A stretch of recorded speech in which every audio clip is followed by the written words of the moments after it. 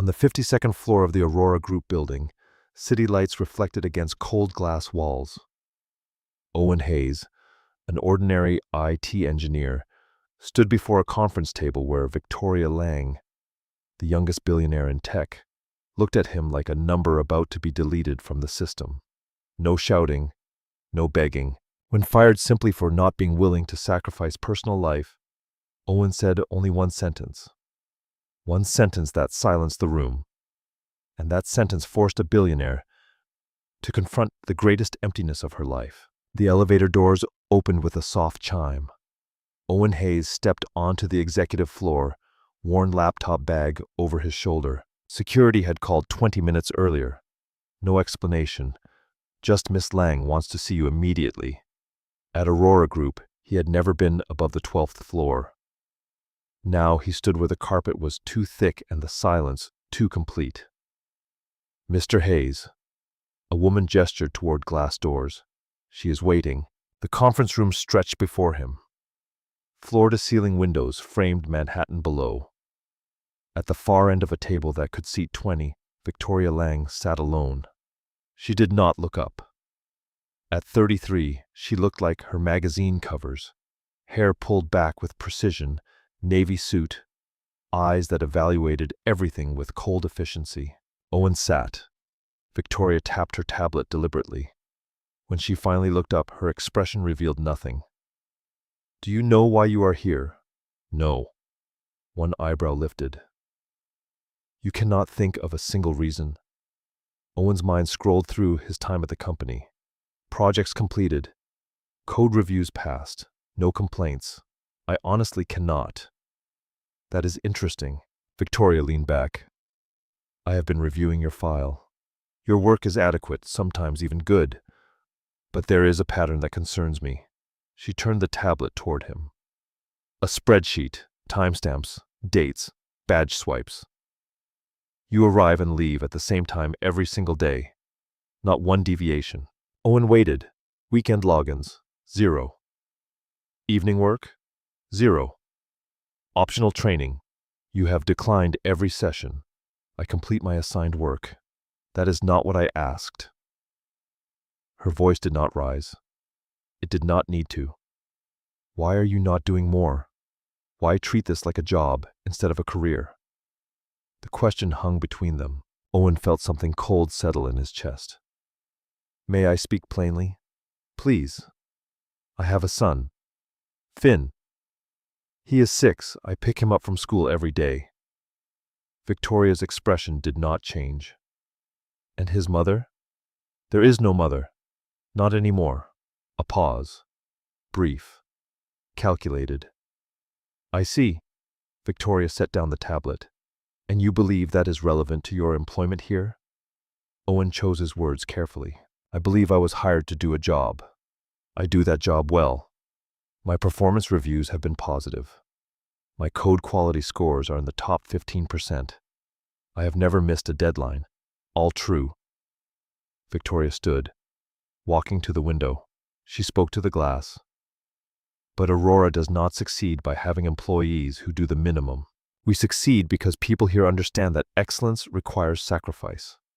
With respect, I do not think leaving on time is doing the minimum." "No?" She turned.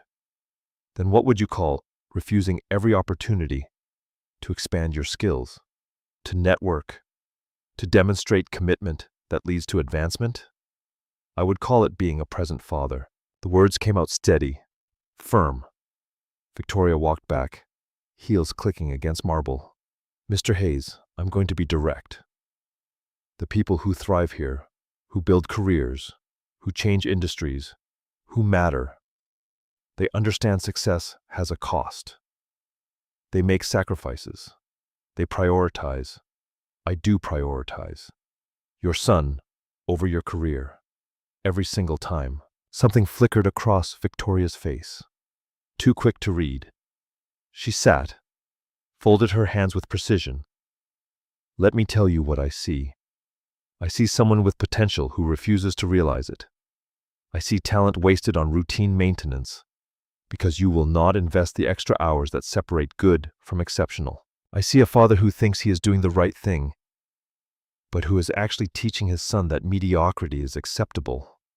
Owen felt heat rise. He pushed it down.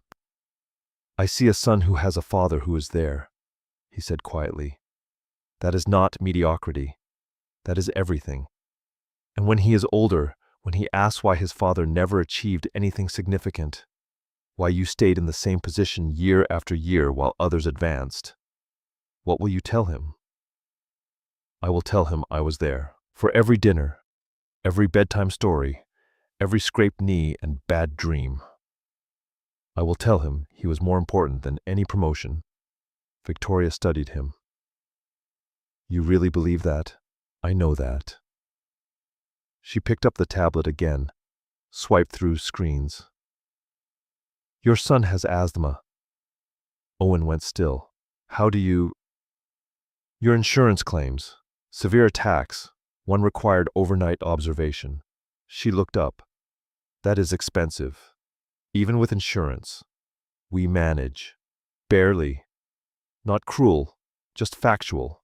Your savings account is minimal. You rent a one-bedroom in Queens. You drive a 12-year-old sedan. One major expense and you are underwater. That is private. No, it is relevant." Victoria set down this tablet. "Because I am about to make a decision about your future here, and I need you to understand the full picture. You are choosing to limit yourself professionally while simultaneously putting your family in a precarious financial position. That is not noble. It is irresponsible." Owen's hands tightened on the armrests. "What are you saying?" "I am saying that Aurora Group needs people who are all in, who understand that the work we do here requires more than standard hours and perfect work-life balance. We are building technology that changes lives. That requires dedication, obsession, even. And I cannot do that as a single father. You cannot do that as someone who has already chosen something else as their priority." Victoria opened a folder. Real paper, as if the weight of it mattered. She slid a single sheet across the table. "This is your termination notice, effective immediately. HR will process your final paycheck. You will receive severance and continuation of benefits." The words did not land at first. They hovered somewhere above Owen's comprehension. Too impossible to be real. "You are firing me. I am ending a professional relationship that is not working for either of us. Because I pick up my son from school. Because you are not willing to do what is necessary to succeed here." Victoria's voice remained level, clinical. "I need people who can adapt, who can stay late when a crisis hits, who can travel to conferences, who can be flexible. I have never said no to a project. But you have said no to growth. You have said no to development. You have said no to the very culture that makes Aurora Group what it is. But this is not the right fit." Owen stood too. His legs felt strange, distant. "My son's insurance. His asthma medication alone costs. You will have time to find other coverage.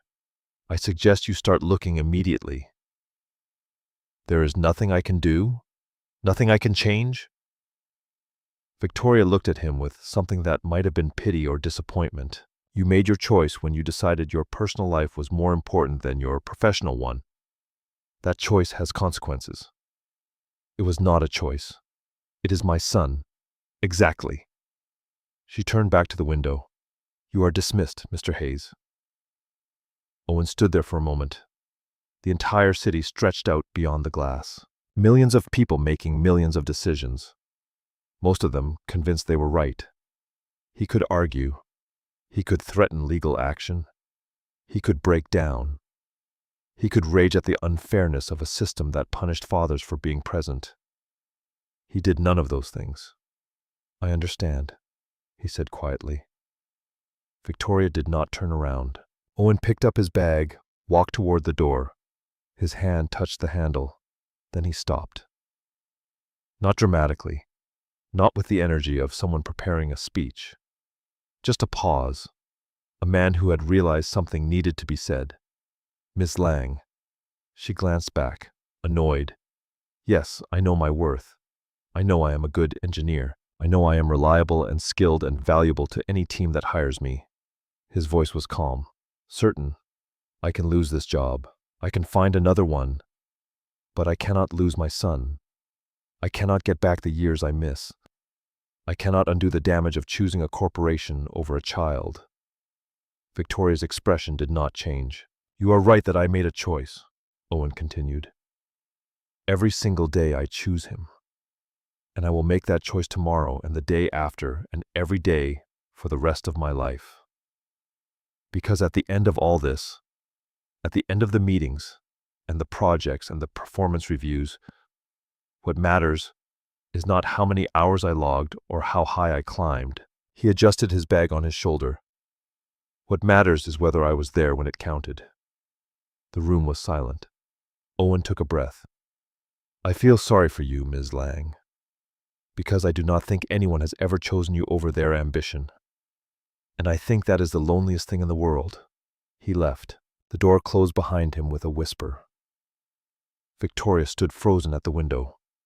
The city lights blurred slightly. She blinked. The blur remained. For the first time in 15 years, she felt something crack inside the perfect armor she had built. The elevator ride down felt longer than the ride up. Owen stood alone, watching floor numbers descend. His reflection stared back, mid-30s, brown hair needing cutting, eyes older than they should be, fired. The doors opened on the 12th floor. Ben from database looked up. Upstairs. Owen's voice sounded normal. I need a box. What? For my desk, to clear it out. Word traveled fast. By the time Owen reached his cubicle, 3 people had stopped him. Yes, it was unexpected. No, he could not talk about it. Yes, he would be fine. He was not sure about that last one. His desk looked the same as earlier. Coffee mug from Finn World's best dad in crooked handwriting. A spider plant. Photograph of Finn on the first day of school, gap-toothed and proud. Owen picked up the frame, studied his son's face. Worth it. Sarah from QA appeared. Owen, what happened? Not a good fit, apparently. That is insane. You are one of the best engineers here. He looked at her. Sarah had 3 kids. She understood single parenting, the constant calculation of hours and presence. I am okay, he said, and meant it. The box filled slowly. His time at the company. Lunch container. Earbuds. USB drives. Ben returned with security. Protocol. They watched him pack. He carried the box through the office, past the break room, past the conference room, past all the spaces where he had been good enough, just not all in enough. The subway home was packed, rush hour. Owen stood with his box, watching people stare at phones, lost in private worlds. His apartment building looked the same. Mrs. Chen from 3B waved. Early today? Something like that. Finn is at the Morgans, playing with Tommy. He climbed the stairs. The lock stuck. The hinges squeaked. Afternoon light made everything look smaller. 1 bedroom.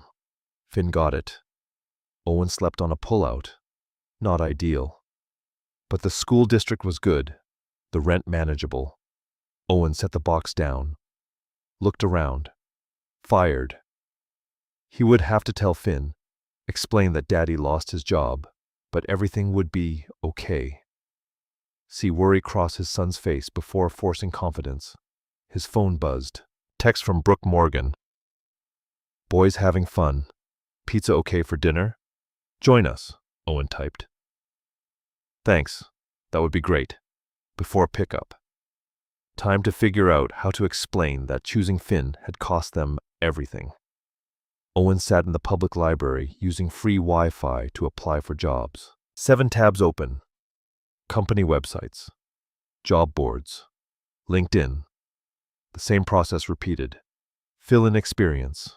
Upload resume. Write cover letter. Submit into the void. The severance gave them breathing room. 1 month, maybe 2. His phone rang. Unknown number. This is Owen. Mr. Hayes. Claire Miller. From Aurora Group, HR. Owen's hand tightened. Yes? Miss Lang. Ms. Lang would like to meet with you. Are you available today? A dozen responses fought for space. Same conference room.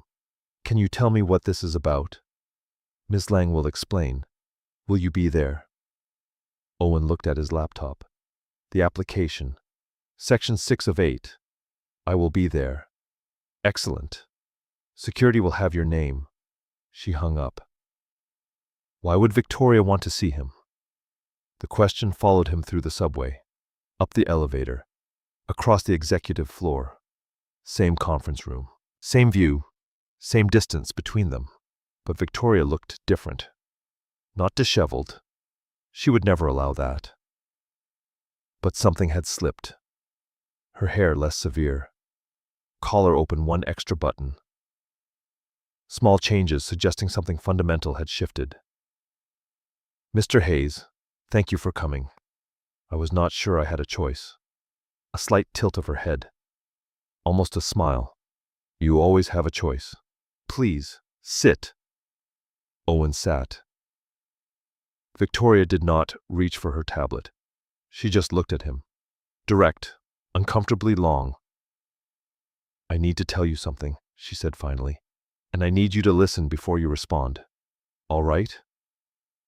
The reason I fired you was not about your performance, or your schedule. She paused. It was a test. Owen felt something cold flood his chest. What? A test? I have been running them for the last year. Identifying employees who maintain strong boundaries between work and personal life. Then creating scenarios to see how they respond under pressure. Who breaks? Who compromises their values? Who you can manipulate. Owen's voice was flat, hard. Who demonstrates the kind of character that cannot be measured in performance reviews? Victoria's expression did not change. You were not the first. You will not be the last. But you are the only one who responded the way you did. Owen stood up, slowly, carefully, as if sudden movement might break something fundamental. You tested me. Not a question, a confirmation of something too absurd to be real. You fired me. You took away my income, my son's insurance, our stability. As an experiment, as an evaluation, you played with my life. Owen's hands were shaking. He pressed them against the table. You played with my son's life. To prove what? Exactly. Victoria stood as well. To understand what matters to people when everything is on the line. To see who has principles and who just has positions they are willing to abandon when it is inconvenient. That is not your right. The words came out low, dangerous. You do not get to test people like that. You do not get to create crises to satisfy your curiosity about human nature. I am the CEO. This is my company. No. Owen stepped back from the table. You are a person with power who forgot what it means to not have any. You are someone so disconnected from consequence that you think other people's stability is a game. That is not. Do you know what I did after you fired me? Owen did not wait for an answer. I went home. I picked up my son. I told him everything would be okay, even though I was not sure it would be. I held him while he cried, because kids understand fear even when you try to hide it. I called my neighbor and asked if she could watch him extra hours so I could job hunt. I canceled our internet to save money. I looked at Finn's inhaler prescription and calculated how many refills I could afford before I would have to choose between medication and rent. Victoria's expression cracked, just slightly. And you were watching, Owen continued, taking notes, measuring my response, checking some box on your evaluation form. My actual life, my son's actual well-being reduced to data points in whatever theory you are testing. You are right. Her voice was quiet. What? You are right. About all of it. Victoria looked down at her hands. What I did was wrong. unethical, cruel. I knew that even while I was doing it, but I convinced myself it was justified because the information was valuable, because understanding character under pressure matters in leadership, because you could. Owen's anger was fading into something else, something that looked like pity. Because no one stops you. Because you are the billionaire and we are all just pieces in whatever game you are playing. The admission hung in the air. Victoria walked to the window, stared out at the city. My father worked for Mercer Industries. You would not know it. They went bankrupt. He was a VP, devoted 40 years to that company, missed every school play, every holiday, every milestone. Told us it was worth it because he was building something, providing. She pressed one hand against the glass. He died at his desk. Massive heart attack. 3 months before retirement. I was 14. Found him when I brought him lunch he had forgotten to eat. Again. Owen did not move. I built Aurora Group on a promise, Victoria continued, that I would never be like him. Never sacrifice everything for work. Never miss what matters. She turned. Her eyes were red. But somewhere along the way, I became exactly what I hated. I just did it from the other side of the desk. Why are you telling me this? Because you said something that has been eating at me. You said no one had ever chosen me over their ambition. And you were right. Not my father. Not my mother, who stayed married to her career more than to him.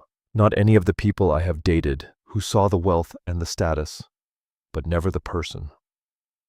Everyone in my life has always wanted something from me. Position, money, access, connection. She sat down. Suddenly, as if her legs would not hold her. But you did not, she said quietly. You did not try to leverage the situation, did not threaten to sue or go public or destroy my reputation. You just left, chose your son, walked away from someone who had power over you and did not look back. Because he is more important. I know. That is what broke me. Victoria looked up at him. I have spent 15 years building an empire, accumulating wealth, earning recognition, and in a few seconds, you made me see how empty it all is. How I have optimized for everything except the only thing that matters. Owen sat back down. Not because he trusted her, not because he forgave her, but because something in her collapse felt real. What do you want from me? He asked. I want to make it right. You cannot unmake what happened. No, but I can admit I was wrong. I can offer you your job back with a raise, with guaranteed flexible hours and protected family time. Victoria pulled out a folder, pushed it across. I want to offer you something else too. Owen did not touch it. A position, Victoria continued. Senior culture advisor. You would work with me to reshape how Aurora thinks about work-life balance. Real balance. Not the performative kind in recruitment materials. You would have authority to challenge managers, to audit practices, to help me build the company I should have built from the beginning. Why would I want to work for someone who tested me like that? Because I am offering you the power to make sure it never happens again, to anyone. Victoria leaned forward. I am not asking you to trust me. I am asking you to hold me accountable, to be the voice that tells me when I am wrong. The person who keeps Aurora from becoming another Mercer Industries. Owen opened the folder. The offer was generous, almost suspiciously so. The salary is fair, for someone who will have the courage to tell a CEO the truth. Victoria's expression was steady, determined. I have had vice presidents who could not do what you did, who folded the moment I applied pressure. That is because they needed the job, and you did not? I needed it just as badly. I just was not willing to become someone else to keep it. Owen looked at the papers. If I say yes, and that is a massive if, I have conditions. Name them. No more tests. Not on me. Not on anyone. You want to evaluate character. Do it through actual performance and feedback. not manufactured crises. Agreed. I still leave on time. Every day. No exceptions unless there is genuine emergency that only I can handle. Agreed. And you? Owen met her eyes. You have to actually change, not just policy. Personally. If you are asking me to build a different culture, you have to model it. Take time off. Have a life outside this building. Stop wearing workaholism like a badge of honor. Victoria flinched. That is the deal. You want me to reshape Aurora? Fine. But you are the first person who needs reshaping. The room fell silent. Victoria stood, walked to the window. Okay, she said finally. Okay? Okay. I will try. She turned back. I do not know if I can do it. I have been this person for so long, but I will try. Owen stood too. I need to think about this. Of course, and I need to talk to my son. He is the one who will be affected if I come back. Take all the time you need. Owen walked to the door. Stopped. Victoria, please. Victoria. The name felt strange. Why did my response matter so much? Out of everyone you tested, why was I the one who made you question everything? She smiled. Sad. Real. Because you were calm. Everyone else either raged or begged or tried to negotiate, but you just accepted it. Not with defeat, with certainty. Like you knew exactly who you were and what mattered. And my opinion could not touch that. She paused. I have spent my entire life trying to prove my worth to the world, and you already knew yours. That is what I did not have. Owen walked back into Aurora Group. Not to the 12th floor, to the 52nd. His new office had the same view, same floor-to-ceiling windows, same sense of the city spreading out like a promise. Claire from HR had sent the contract. Owen's lawyer, a friend from college, had been shocked. This is the most employee-friendly executive contract I have ever seen. Just honesty, Owen had replied. His first day back was strange. People stared. Word had spread, fired, then rehired into senior leadership. The rumors were creative. His first meeting was with department heads. 15 people around a table wondering why an IT engineer was evaluating their practices. Victoria opened the meeting. This is Owen Hayes, our new senior culture advisor. He has full authority to review any department, interview any employee, and make recommendations directly to me. Those recommendations will be implemented unless there is a compelling legal or financial reason not to. A man in an expensive suit, Mark, VP of Engineering, raised his hand. What qualifies Mr. Hayes for this position? He told me no, Victoria said simply. In a building full of people who say yes to everything, he had the integrity to say no. That is the qualification. Over time, Owen did something unusual. He listened. He sat in meetings, ate lunch in the cafeteria, talked to people at coffee machines and elevators. He asked questions, simple ones. How are you? What is working? What is not? What would you change? The answers formed a pattern. People were exhausted, afraid, caught between needing income and desiring life. They worked late because everyone worked late. They skipped vacations because taking time felt like falling behind.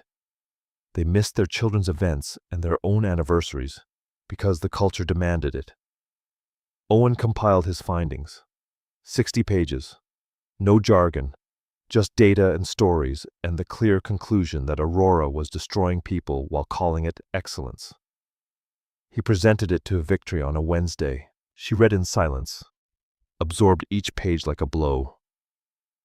This is worse than I thought. How do we fix it? Start with you. Victoria blinked. What? The culture comes from the top. If you are sending emails at midnight, everyone thinks they need to be available. If you never take vacation and no one else feels they can. Owen pulled out another document. I made you a schedule. A schedule for the coming period. Mandatory departure unless there is genuine emergency. 1 weekend day, completely disconnected. 1 full week vacation. Regular appointments with a therapist specializing in work-life balance. Victoria stared like it was written in a foreign language. I cannot. You agreed. You want to change, Aurora? This is how. Owen, I run a billion-dollar company. Victoria. He used her first name deliberately. You are not the only person here who can make decisions. You have talented people. Trust them. Or admit you built a company where everything depends on one person, and that is a structural failure. She looked away, looked back. It feels uncomfortable. There is a difference. For a long moment, neither spoke. Then Victoria nodded. Once, sharp. Okay, let us try. The Aurora Group newsletter came out. Company named Best Workplace for Parents by National Family Council. For the 2nd year running, Aurora Group has received top honors for family-friendly policies, including flexible scheduling, protected family time, and a culture that values presence over performance theater. In a statement, CEO Victoria Lang said, "We used to measure success by hours logged. Now we measure it by quality of life. It turns out happy people do better work. Who knew?" Owen smiled reading it on his phone while sitting in Finn's school gymnasium. Spring concert. Finn was in the back row of the chorus, wearing a shirt that was already too small. He had grown. Lost more teeth, developed an inexplicable obsession with dinosaurs that manifested in endless dinner conversations about paleontology. Is that him? Victoria whispered from the seat beside Owen. Back row. Blue shirt. He looks like you. He looks like himself. The concert started. 22nd graders singing about spring with varying degrees of enthusiasm and pitch accuracy. Finn saw Owen and waved. Grinned that gap-toothed smile that still melted every frustration. Owen waved back. When the concert ended, Finn ran over, hugged Owen with the full-body commitment of someone who had not learned to be self-conscious yet. Did you see me? I remembered all the words. I saw you were perfect. Hi, Ms. Lang. Finn had met Victoria twice before. Once at a company picnic Owen had reluctantly attended. Once when she had stopped by their apartment with materials for his school project. Did you like the concert? I loved it, Victoria said, and meant it. They walked out together. The spring afternoon was warm, bright. Finn chattered about the concert, about his friend Emma who had forgotten her lines, about the cookies his teacher had promised afterward. Ice cream? Owen suggested. Yes. Finn pumped his fist. Victoria checked her watch. No. Owen's voice was firm. You scheduled the afternoon off. There are 15 people at Aurora who can handle whatever comes up. Come get ice cream. She hesitated, then nodded. They walked to the shop 3 blocks over, the one with the homemade waffle cones and the absurd number of flavors. Finn debated his choice with the seriousness of a Supreme Court decision, eventually settled on chocolate chip cookie dough. They sat outside at a metal table. Finn immediately got ice cream on his shirt. Owen wiped it off with a napkin while listening to Finn explain the difference between Brachiosaurus and Brontosaurus. Victoria watched them, something in her expression soft, distant. You okay? Owen asked when Finn ran off to throw away his napkin. I am trying to remember, Victoria said quietly. If my father ever took me for ice cream after a school event. I do not think he did. He was always working. Did you resent him for it? I thought I did. But really I just missed him. She looked at Owen. You are a good father. I am a present father. That is all it takes. Finn came back. Can I go to Tommy's house? His mom said I could play until dinner. Owen checked his phone. Message from Brooke Morgan. Finn is welcome any time. Sure, buddy. I will pick you up. Finn hugged him, ran off toward the Morgan apartment with the boundless energy of a child who discovered the joy of independent plans. Owen and Victoria sat in silence for a moment. I have something to tell you, Victoria said. Okay, I am stepping back. Not completely, but I am promoting Alex Chen to COO. He will handle day-to-day operations. I will focus on strategy and growth.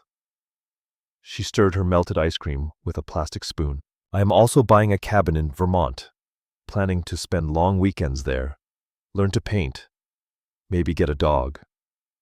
Owen smiled. That is good. It is terrifying. That is how you know it is right. Victoria looked at him. I never thanked you properly. For what you did. For what you said that day. For taking the risk of coming back. You are thanking me by changing. That is enough. Is it? I destroyed people for years. Built a culture that valued output over humanity. One shift in policy does not erase that. No. But it is a start. Owen finished his ice cream. You cannot undo the past. None of us can. You can only do better going forward. Is that what you tell yourself about Finn's mother? Owen went still. They had never discussed it explicitly. The absence that shaped his entire life.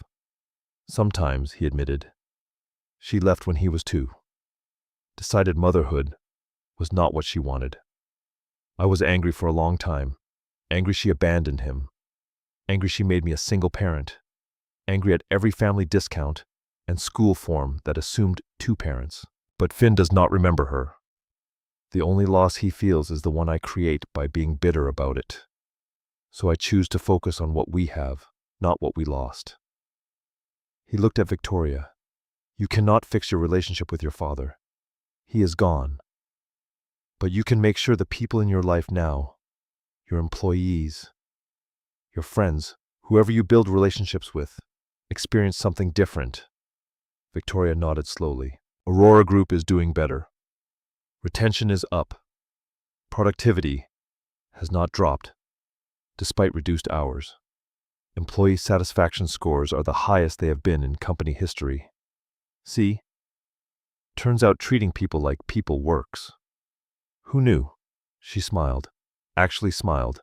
Not the practiced version from magazine covers. Something real. They stood, walked back toward the subway station. The city moved around them, in its usual chaos of ambition and survival. Owen? Victoria stopped at the station entrance. Yeah? That sentence you said, about knowing your worth, about not losing your son. She paused. That changed my life. I want you to know that. I know, because you are getting ice cream on a weekday afternoon instead of sitting in your office. He squeezed her shoulder briefly. That is how change works. One decision at a time. They separated at the platform, Victoria heading uptown to her apartment, Owen heading back to Queens to pick up Finn. He rode the train thinking about trajectories, how a single moment, a sentence, a choice, a stand for something important could redirect everything that came after. He had been fired for choosing his son, and that choice had changed not just his life, but dozens of lives, hundreds maybe.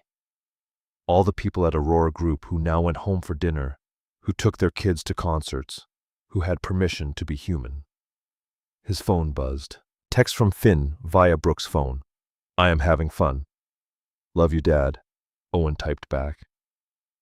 The train rattled through the tunnel. Above ground, the city prepared for the weekend. People leaving offices, heading home, making the 1,000 small choices that accumulated into a life. Owen thought about Victoria learning to paint in Vermont, about the employees who would benefit from her transformation, about Finn growing up with a father who was there. He thought about worth, not the kind measured in salaries or titles, but the kind you carry inside, the kind no one can fire you from. The train emerged into sunlight.